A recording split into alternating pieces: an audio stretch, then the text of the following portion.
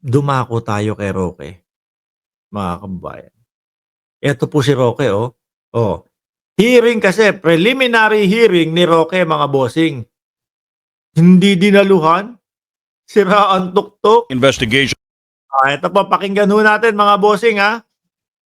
Banat! pa nating balita, no show si dating presidential spokesperson Attorney Harry Roque sa preliminary investigation ng Department of Justice sa kanyang qualified human trafficking case sa sinasabing pagkakadawit sa operasyon ng Lucky South 99 Pogo Hub sa Porac, Pampanga. Aray ko po, mga kababayan. Unang-una, qualified human trafficking, mga bossing. Parehas yan nung kaso ni Kibuloy.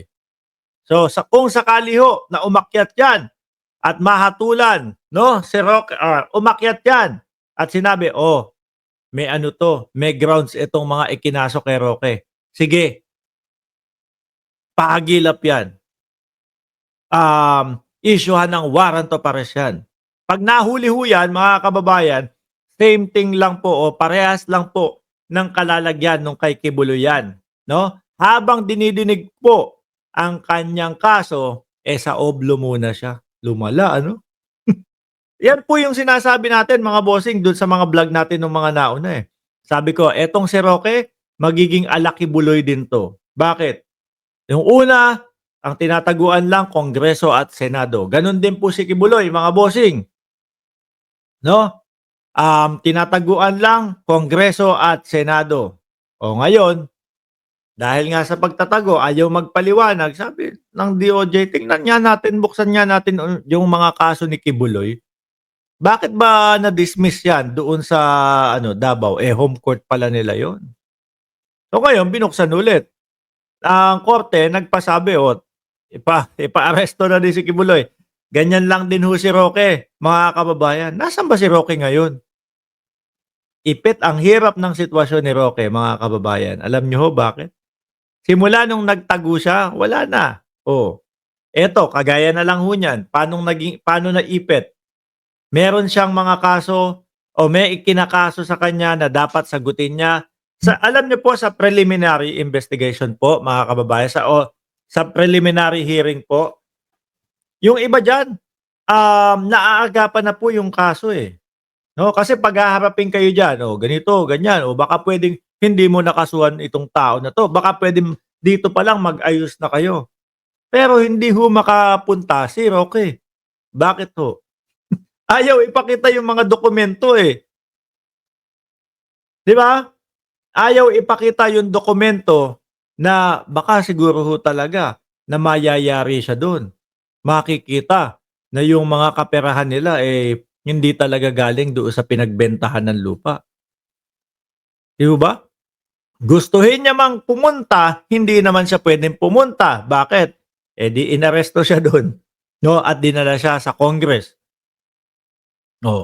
At pagka gano'n ang nangyari, mga bossing, tapos biglang lumabas, sabi, etong etong ikinakaso kay Roque, itataas na natin 'to. Wala nang labasan ho 'yan, mga kababayan. Biruin niyo ano po, nagmula lang ito, saan? Doon sa lalabas ng bansa, no? Si Supranatural at si Attorney Harry Roque. Nakita lang yung kanilang dokumento doon sa Pogo. Ang galing ho ng PAOK, mga bossing. Ako ho, nalulungkot ho ako doon sa nangyari kay Dr. Winston Casio, mga kababayan. Bakit ho? Kasi yung trabaho nila, hindi ho basta-basta yan. Sumusugod ka doon sa mga Pogo, sinusugod mo, kung may mga armas siyang mga yan, di nadali siya. So merong mga sumagot ng pabalang-balang sa kanila, mga nambastos pa ka sa kanila, mga bossing, pinapili, no, ni Dr. Casio. Ano gusto mo? Kasuhan ka? O sampaling kita ng kaliwat kanan? Nung sinabi naman po ni Dr. Casio yun, mga kababayan, ayun, ginawa po, tinotoo. May isang salita. Pero yung sa mayor ng Davao, hanggang ngayon po, wala. Hanggang ngayon po, nangangarap pa din na manampal ng isang general. Biruin mo yun. Sasabi-sabi dun sa show nila, sasampalin ko yan si General Torre pag nakita ko yan. Hanggang ngayon, hindi pa din nakakasampal eh. Oh. Si dating Pangulong Duterte, ano kapalit? Sampalin kita sa publiko? Sabi ni Trillanes, tara, basta pirmahan mo yung waiver. Wala naman din. Hindi naman din ho pinirmahan. Ano ho? At ano ang pagbabanta nila? Kakasuhan si Trillanes ng libel. Tapos naman po, yung umipit o yung talagang, hindi eh. Ang pinaka-best word doon is na corner, no? Ni Congresswoman Jinx Luistro. Ano sabi ng dating Pangulo? Tsaka ni Panelo, tsaka kung sino yung kasama niya doon? Aanuhan daw po, ipapadisbar naman daw po si Congresswoman Jinx Luistro. Para saan? Ano ang grounds? Di ho ba? Oh. Balik tayo kay Roque. Balik tayo kay Roque. O ano na, Roque? Hindi ka maka-attend ngayon. Preliminary hearing. Tuloy natin. Ayon kay DOJ Prosecutor Eugene UC na abisuhan si Roque sa kinakaharap na reklamo pero wala pang isinusumiting counter affidavit. Bukod kay Roque na harap sa kaparehong reklamo ang 50 iba pa kabilang ang Ano kaya tumatakbo sa isip ni Roque, mga kababayan? Si A.R. de la Serna? Hindi. Mga bossing talagang yan taong yan, stress na ho yan. Nakikita ho natin doon sa kanyang Facebook, pa-live-live ho, mga bossing. Pero deep inside ho, hirap na yan, mga kababayan. No? Kasi ako ho, naniniwala ho ako, mga boss, kung talagang si Roque ang may hawak ng katotohanan at yun pong mga pinagsasabi niya doon sa Kongreso ay pawang katotohanan, hindi po magtatago to. No? Hindi ho magtatago to. Siguro yung sinasabi nila, privado kasi itong mga dokumento na to, mga papel na ito eh. Ako kung ako yung nasa sitwasyon niya, tapos privado at kumbaga ayokong makita ng ibang tao, pero alam ko na nasa katotohanan yung sinasabi ko, na yung mga pinagbentahan, etc., doon galing yung pera namin. O sige, private naman, pikit mata na lang, kesa naman humantong ako dito sa pagtatago, maging wanted. Take note mga boss, si Roque wanted lang ho yan sa Kongreso dahil po hinahanap sa kanya yung mga papeles o dokumento. Pero mga ilang linggo na lang po mga boss, malamang po ipadampot na din po yan, no, ng korte.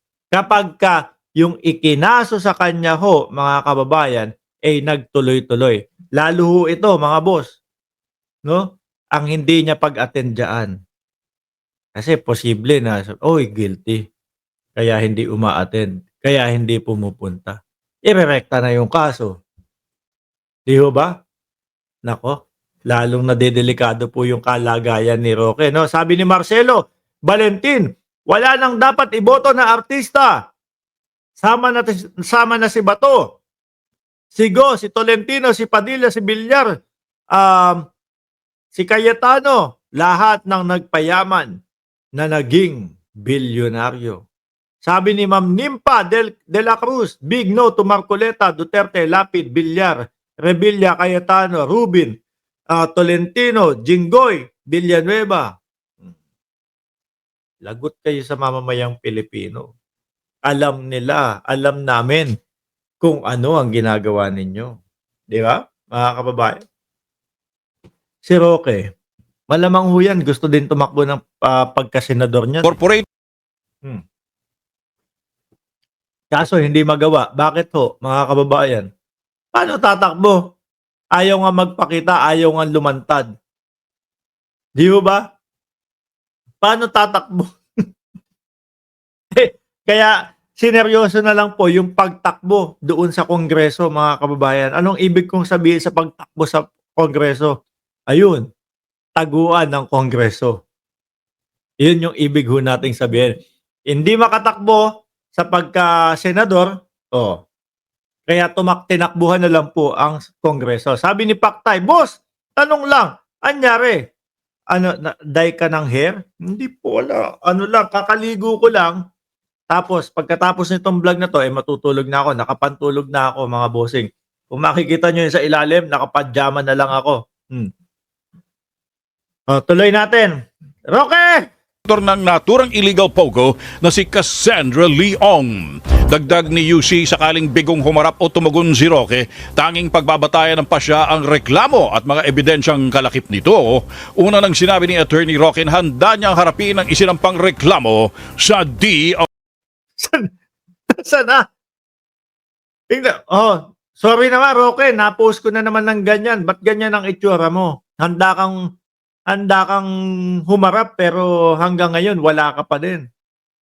No? Wala ka pang naisasubmit na paliwanag.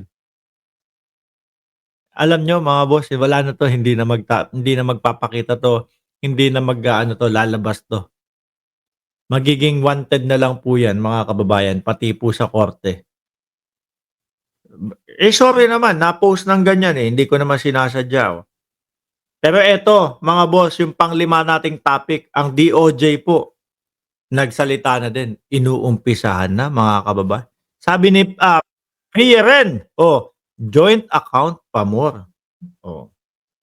Joint account ni Roque at ni De La Serna. Tapos, dun sa mas mataas naman, joint account ni BP Sara daw po at ni dating Pangulong Duterte naman. Sabi po yun ni dating Senador Trillanes. Ang hilig nila sa joint account.